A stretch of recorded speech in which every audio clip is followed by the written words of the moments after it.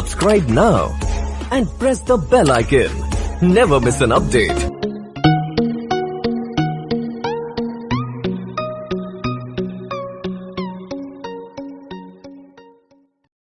नमस्कार साथियों, मैं कुलदीप वोकेशनल टीचर ऑटोमोबाइल।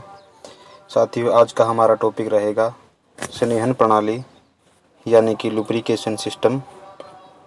साथियों, आप सभी जानते हैं, हमने पिछले लेवल यानी कि 9th क्लास में लुब्रिकेशन के बारे में कुछ साधारण रूप से जाना, लेकिन आज हम इस वीडियो के अंदर लेवल 2 यानी कि 10th क्लास के बारे में पढ़ेंगे और इसके कुछ विशेष गुण और वह इसे कहाँ कहाँ पर उपयोग किया जाता है इंजन के अंदर, उसके बारे में बात करेंगे और इसके प्रकार के बारे में बात करेंगे। साथियों, मैं स्टार्ट करने से पहले आपको कुछ महत्वपूर्ण फैक्ट्स बता देता हूँ लुब्रिकेशन सिस्टम के।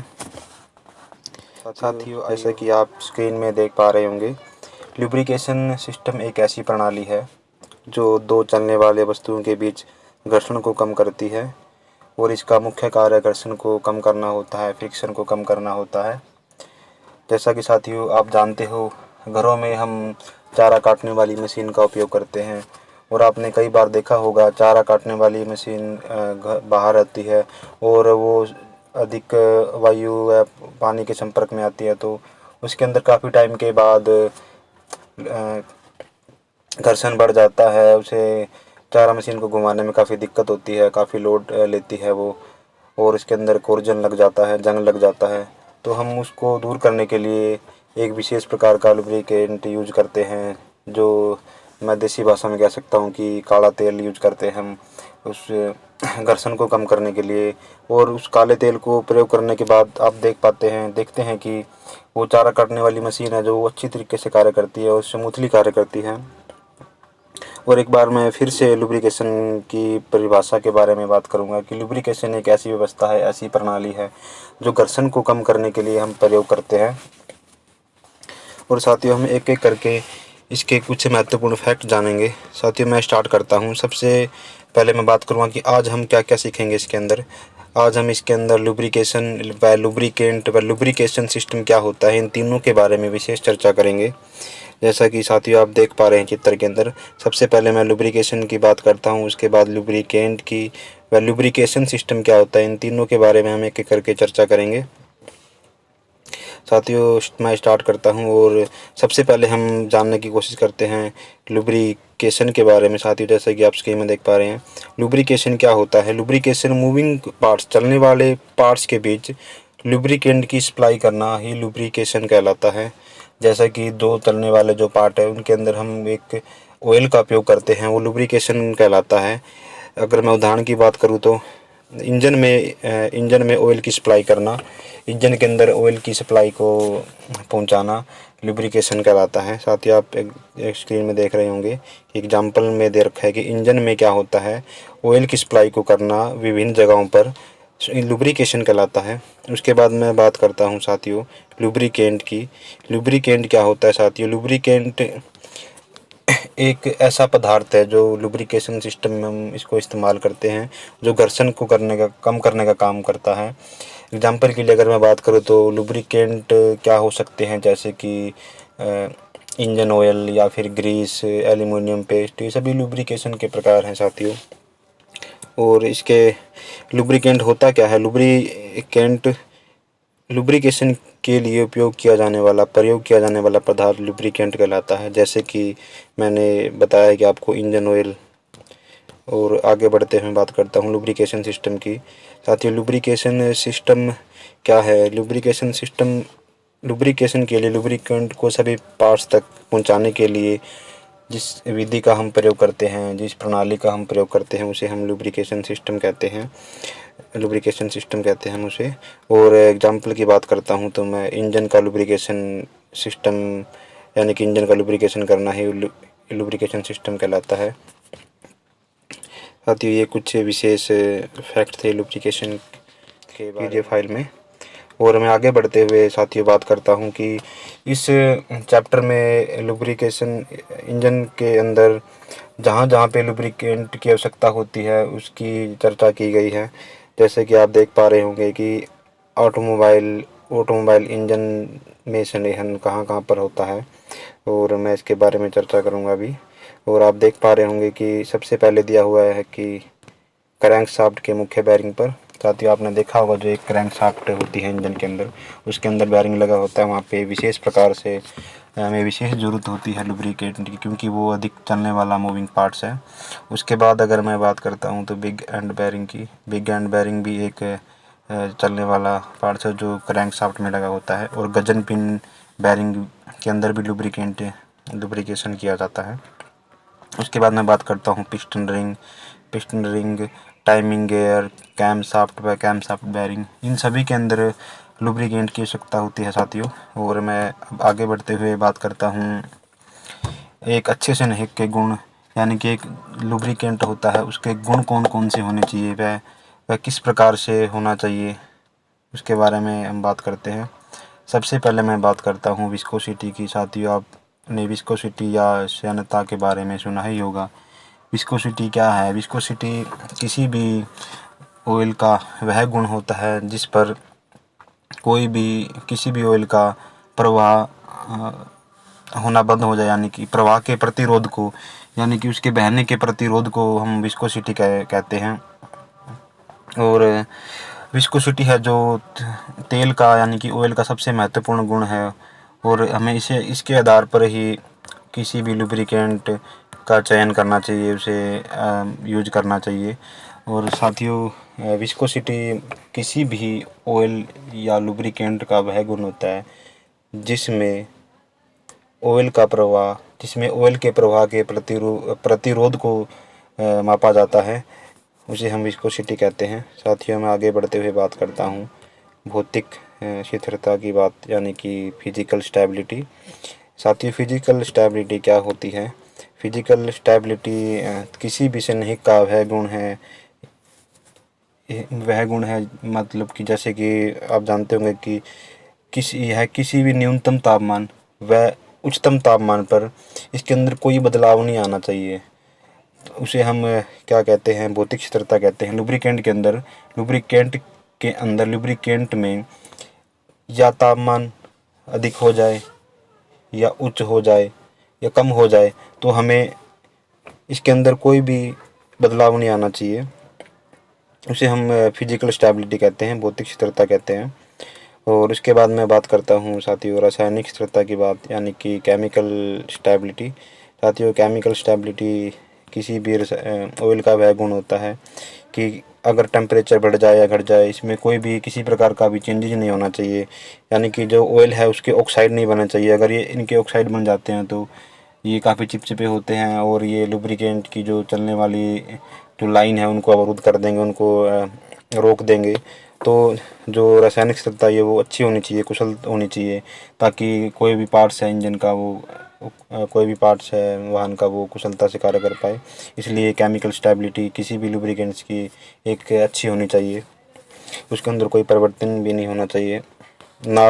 अगर केमिकल स्टेबिलिटी का मतलब होता है कि कई बार क्या होता है कि उच्च तापमान के कारण लुब्रिकेंट के अंदर कार्बन बनना शुरू हो जाते हैं, तो उन कार्बन को हमें हटाने के लिए, मतलब उन कार्बन जो बनते हैं वो कार्बन नहीं बनने चाहिए, ऐसा लुब्रिकेंट होना चाहिए, उसमें ऐसी केमिकल स्टेबिलिटी होनी चाहिए। साथियों, आगे बढ़ते हुए मैं बात करता हूँ संक्षारण के विरुद्ध प्रतिरोध। साथियों, आप जानते होंगे कि संक्षारण क्या होता है? जंग, जैसे हम देसी भाषा में जंग बोल सकते हैं। बस जितने भी प्रकार के लुब्रिकेंट होते हैं उनके अंदर, सभी के अंदर एक क्षमता होती है जो जंग को लगने नहीं देती है। वो विशेष प्रकार से सभी लुब्रिकेंट के अंदर होनी चाहिए। और ऐसा ही लुब्रिकेंट हमें वाहन के लिए प्रयोग करना चाहिए जो क्रैंकेस व इंजन के अन्य भागों को जंग लगने से बचाए। और उसके बाद मैं बात करता हूँ साथियों पावर पॉइंट की। साथियों, पावर पॉइंट क्या होता है? पावर पॉइंट मैं बात करूँ तो, अगर मैं कह दूँ तो कि वह ऑयल का वह न्यूनतम तापमान जिस पर तेल बहना आरंभ कर सकता है, या फिर मैं ये भी कह सकता हूँ कि तेल बहना तेल के बहने का प्रवाह रुक सकता है। इसके टेम्परेचर पर निर्भर करता है। और मैं आपको इसके बारे में कुछ बताना चाहूँगा, इसके विशेष फैक्ट है जो पावर पॉइंट के। जैसा कि आप इस चित्र में देख पा रहे हैं कि पावर पॉइंट होता क्या है। पावर पॉइंट वह न्यूनतम तापमान होता है जिस पर ऑयल या लुब्रिकेंट बहना बंद कर देता है या आरंभ कर देता है, यानी उसका प्रवाह रुक जाता है। अब इसमें जब ये इसका प्रवाह रुक जाता है तब ये विशेष स्थिति में होता है साथियों, जैसे कि आप देख पा रहे हैं चित्र में कि जब हम लुब्रिकेंट को 30 डिग्री टेम्परेचर, जब इसका टेम्परेचर 30 डिग्री से कम हो जाता है तो ये क्या करता है कि इसका जो बहने की जो क्षमता है वो कम हो जाती है, तो उसे हम पावर पॉइंट कह देते हैं। इसका ये पावर पॉइंट होता है साथियों। इसका पावर पॉइंट हमेशा कम होना चाहिए, अगर ज़्यादा होगा तो यह इसके जमने के आसार ज़्यादा रहेंगे, इसके बहने की शक्ति जो कम हो जाएगी, इसलिए इसका जो पावर पॉइंट है वो हमेशा कम होना चाहिए। और हम इस लेसन के अंदर आगे बढ़ते हुए बात करेंगे अब फ्लैश पॉइंट की। फ्लैश पॉइंट साथियों देख पा रहेंगे आप, फ्लैश पॉइंट क्या होता है। फ्लैश पॉइंट का मतलब होता है जलना, मतलब कि ये लगातार नहीं जलता है, ये कुछ सेकंड के लिए जलता है, उसे हम फ्लैश बोल सकते हैं। ये पूर्ण रूप से नहीं जलता है, ये लगातार नहीं जलता है। साथियों हम इसके बारे में मैं आपको कुछ समझाना चाहूँगा कि फ्लैश पॉइंट जो होता है वो किस तरह से कार्य करता है। साथियों हम जैसे कि आप चित्र में देख पा रहे होंगे फ्लैश पॉइंट क्या है। फ्लैश पॉइंट में न्यूनतम तापमान होता है जिस पर तेल या ऑयल वाष्प उत्पन्न करता है और वायु के साथ मिलकर एक विस्फोटक मिश्रण उत्पन्न करता है, उसे हम फ्लैश पॉइंट बोल सकते हैं। साथियों मैं अगर देसी भाषा में बात करूँ तो जब कोई भी किसी भी एक न्यूनतम टेम्परेचर पर जब तेल वाष्प उत्पन्न करके और आग वायु के साथ मिलकर एक जलने योग्य मिश्रण बना लेता है, उसे हम फ्लैश पॉइंट बोल देते हैं। साथियों हम जैसे कि आप इसमें चित्र में देख पा रहे होंगे कि ये एक कंटेनर है, कंटेनर के अंदर हमने ऑयल ले रखा है। ऑयल जब इसको हम ताप देते हैं, फ्लेमेबल इसको टेम्परेचर देते हैं, तो क्या होता है इसके ऊपर वाली लेयर पर वाष्प बन जाते हैं। वो वाष्प जब इन वाष्प पर दबाव या प्रेशर बढ़ता है तो ये वायु के संपर्क में आके, ऑक्सीजन के संपर्क में आके एक जलने योग्य मिश्रण बना लेते हैं, उसे हम फ्लैश पॉइंट कहते हैं, फ्लैश कहते हैं। साथ ही आप ध्यान रखें कि ये फ्लैश का मतलब होता है कि ये कुछ ही सेकंड के लिए जलता है, फिर दोबारा से बुझ जाता है, फिर जलता है, फिर बुझ जाता है। जैसे कि आपने देखा होगा जब हलवाई मिठाई बनाते हुए तब क्या होता है, आपने देखा होगा कि उनकी कढ़ाई में एक बार आग लगती है, एक बार कम हो जाती है, कम लगती है फिर बुझ जाती है। वो साथियों एक फ्लैश का उदाहरण है, वो फ्लैश पॉइंट कहलाता है। उसके ऊपर क्या होता है कि एक लेयर बन जाती है जब उसके वाष्प बनते हैं लुब्रिकेंट के, ऑयल के, और वो वायु के संपर्क में आते हैं, तब उनके अंदर आग लगती है और बुझ जाती है, उसको हम फ्लैश पॉइंट कहते हैं। और साथियों हमने एक चीज़ इसमें, मैं दोबारा अपनी बुक पर लौटता हूँ और मैं आपको फायर पॉइंट के बारे में बताने की कोशिश करूँगा कि फायर पॉइंट क्या होता है। जैसा कि साथियों आप इस नोट बुक में देख पा रहे होंगे कि नीचे दे रखा है कि इस तापमान को ज्वलन बिंदु फायर पॉइंट कहा जाता है। फ्लैश पॉइंट एक अलग चीज़ होती है साथियों, एक फायर पॉइंट एक अलग चीज़ है। मैं आपको समझाने की कोशिश करता हूँ कि फायर पॉइंट क्या होता है और फ्लैश पॉइंट क्या होता है। जैसे कि आपने इस चित्र में देखा था पहले भी, अब मैं आपको बता दूं कि फायर पॉइंट क्या होता है। फायर पॉइंट जो होता है जब लगातार अग्नि जलती है, जब लगातार उसमें आग लग जाती है, लगातार फ्लैश जलती है, उसे हम फायर पॉइंट बोल देते हैं। लेकिन फ्लैश पॉइंट कुछ ही सेकंड के लिए जलता है और फिर बंद हो जाता है, उसे हम फ्लैश पॉइंट बोल देते हैं। ये दोनों अलग अलग हैं। लगातार जलने को फायर पॉइंट बोल देते हैं और फायर पॉइंट का मतलब होता है कि वह टेम्परेचर उस हद तक पहुंच जाता है कि उसमें लगातार अग्नि लगी रहे, आग लगी रहे, उसको हम फायर पॉइंट बोल सकते हैं।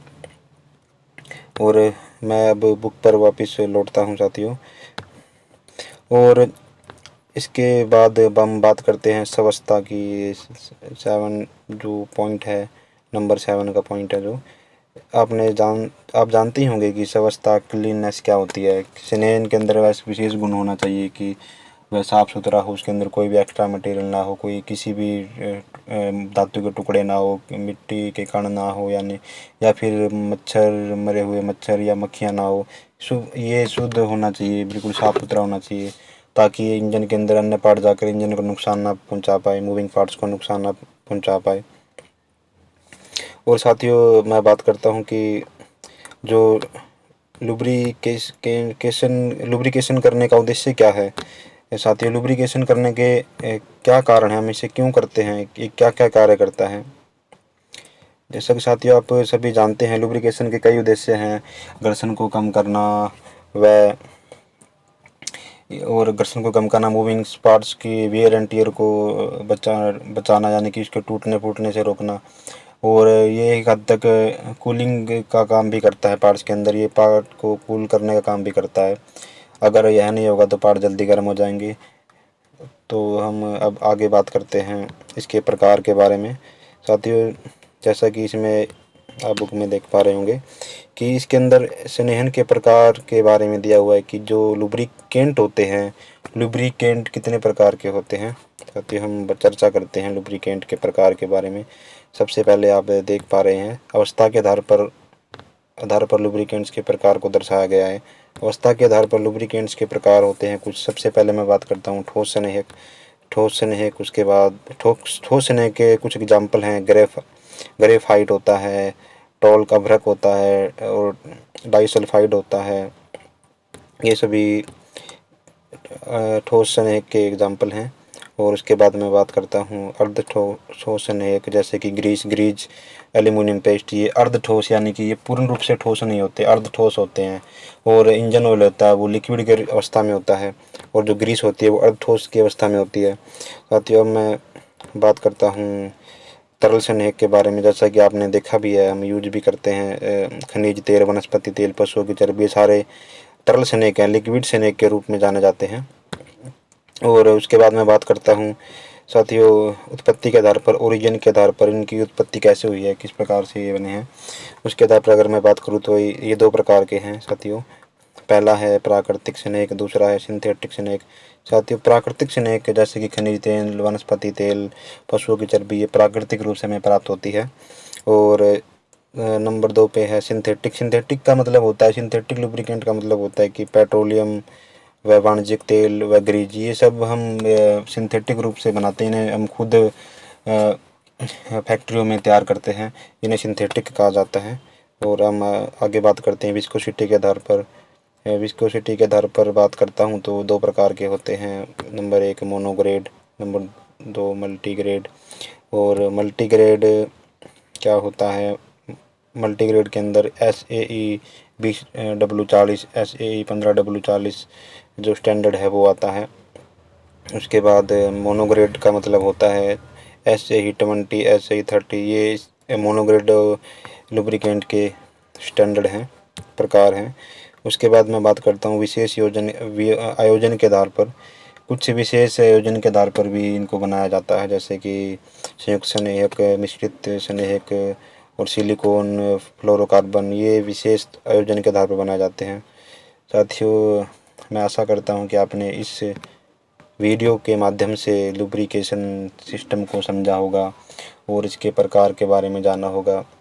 मैं आशा करता हूँ कि आप मेरे द्वारा बनाई गई वीडियो से काफ़ी कुछ सीखे होंगे। साथियों धन्यवाद, और मैं नेक्स्ट वीडियो में आपको एक अच्छे टॉपिक के साथ मिलूँगा। धन्यवाद।